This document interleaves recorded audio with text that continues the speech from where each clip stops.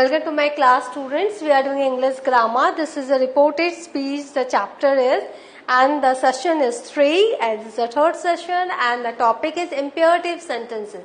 What are the imperative sentences? जब हम command करते हैं, request करते हैं, order देते हैं, all these sentences are imperative sentences. तो अगर आपको imperative sentences के बारे में और जानकारी लेनी है तो मेरे जो sentence का जो मैंने टॉपिक किया था आप उसमें जाओ, you will get a complete idea of the imperative sentences. इस पर्टिकुलर सेशन में हम बताएंगे कैसे imperative sentences के डायरेक्ट से आप इनडायरेक्ट स्पीच आप बना सकते हो, and it's very important to know.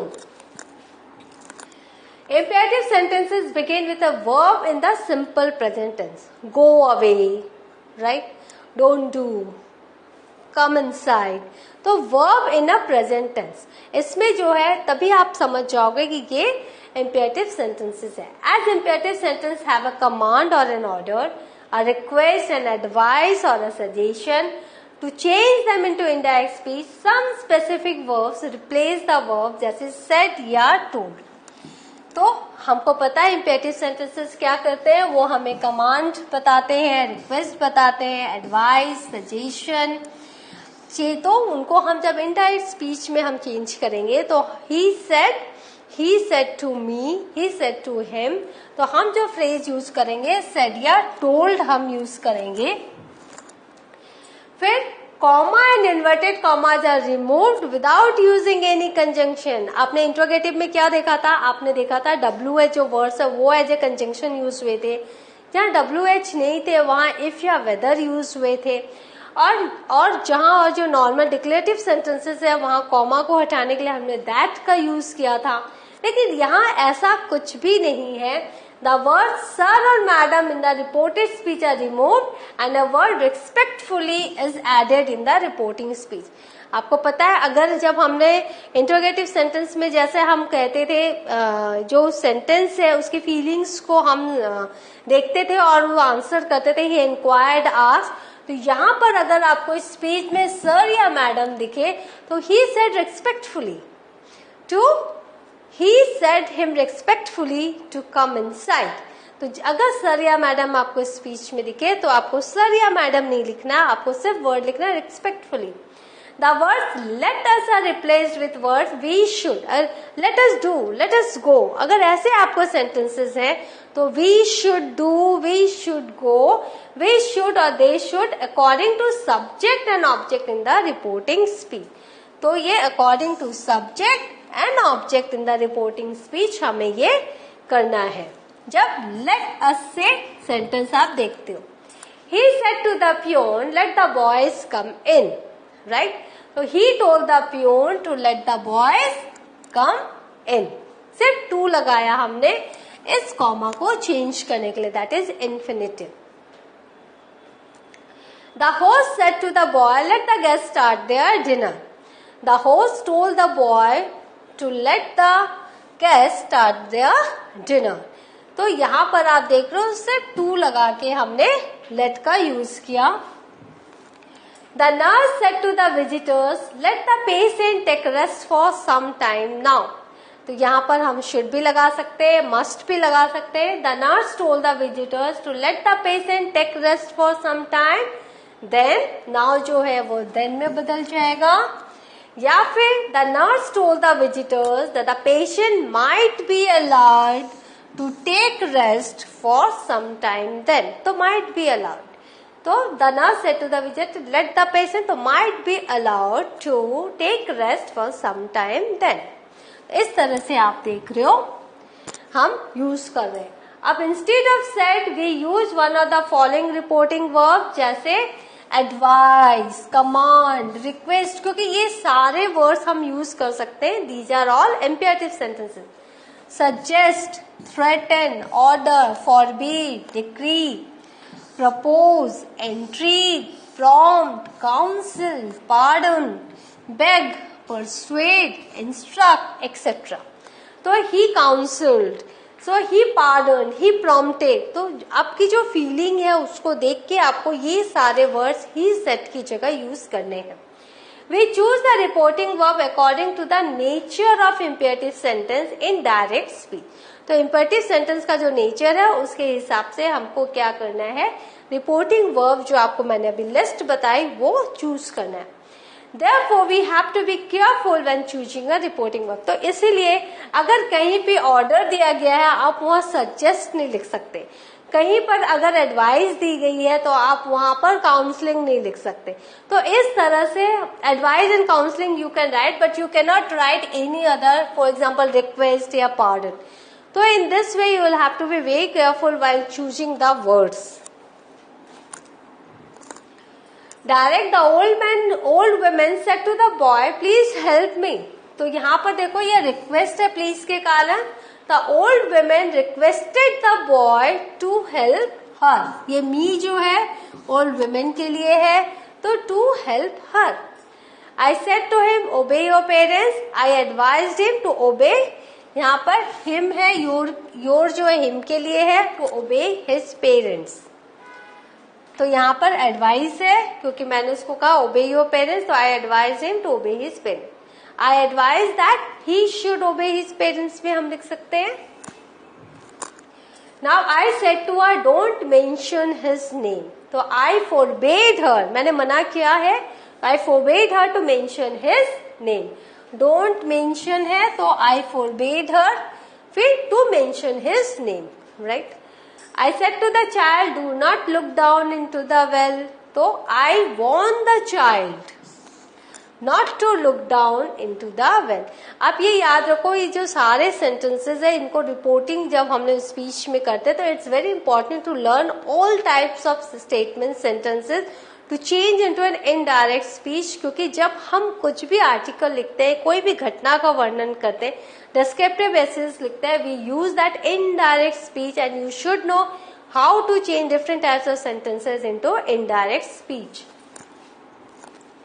Now we need to change the pronouns and the time and place information, and this is the basic thing you will have to do any type of all type of sentences. He said to the customer, come in please. तो please से क्या हुआ पता चला requested. He allowed या asked the customer to come in या he requested Yeah, he requested the customer to come in. We simply use to plus the basic form of the verb in conversion. आपने देखा सिर्फ to किया और जो come है वो as it is हमने लिख दिया. He said to me, wait here till I return. He asked me to wait there till he returned. ये जो here है वो there हो जाएगा क्योंकि time, place सब change होते हैं. If it is a negative demand, then indirect speech we use not to plus the basic form of verb. ये कैसे हम करेंगे? He said, don't watch the TV show tonight. He told me not to watch the TV show that night. When we talk about what someone should or can do in reported speech, we can leave out the subject and the modal verb.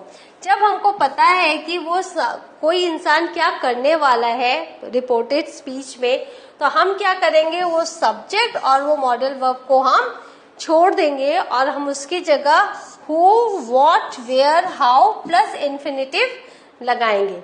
मतलब हम subject और modal verb को हम छोड़ के सिर्फ to plus हम who, what, where, how plus infinitive to लगाएंगे. कैसे? Just tell me when I should stop. तो just tell me when to stop. I should stop को when to stop.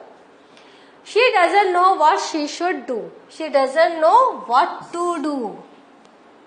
जब आप देख रहे हो she should do, he should do आएगा तो उसको सिर्फ हम infinitive लगा के जो verb है वो as it is रख देंगे. I asked him how I could get to the post office. I asked him how to get to the post office. How to get to the post office. Very simple. बस आपको एक practice करनी है और ये सारे sentences आपको literature में जब आप डायलॉग्स पढ़ोगे आपको सारे मिलेंगे. Then you try to change it into assertive and in this way indirect speech. If the reporting verb is suggested, we use verb plus ing or that clause not an infinitive. और जब हम जब reporting verb suggested हम लिखेंगे तो यहाँ verb plus ING लिखेंगे और इन्फिनेटिव टू का यूज नहीं करेंगे। The verb propose is not followed by an object. हम अगर प्रपोज वर्ड यूज करें तो कोई ऑब्जेक्ट नहीं होगा, ही प्रपोज्ड मी नहीं होगा। The verb forbid itself conveys a negative sense. Forbid है तो हम फिर डोंट नहीं लगाएंगे, ही फोरबिड मी मतलब उसने मुझे मना किया। Now he said let's sing a song together. He proposed that we should sing a songs together. He propose me object नहीं है, देखो, he propose that we should sing a song together. Now let's try again. She encourage me to try again. She said, let's eat out tonight. She suggested eating out that night. जब suggested है तो हमने क्या किया, eating लिख दिया, to नहीं लगाया, eating out that night. Now थोड़े से exercises देख लेते हैं। The passenger requested a taxi driver stop the car. तो आपको पता है सिर्फ infinitive लगाना है। The passenger requested a taxi driver to stop the car. तो यहाँ पर to stop the car. The mother told her son, don't be so loud. The mother forbade her son, या mother told her son not to be loud.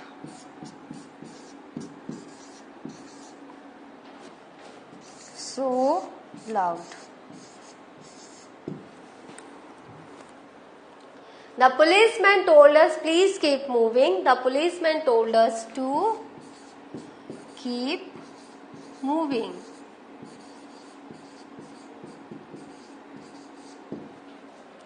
She told me don't worry. She told me not to worry.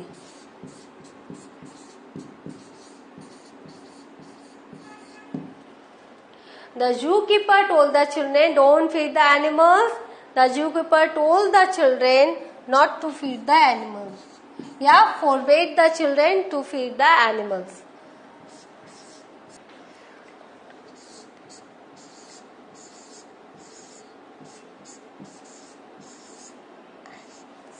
Now, this is what? Animals. Now this is the answer sheet. The passenger requested the taxi driver stop the car.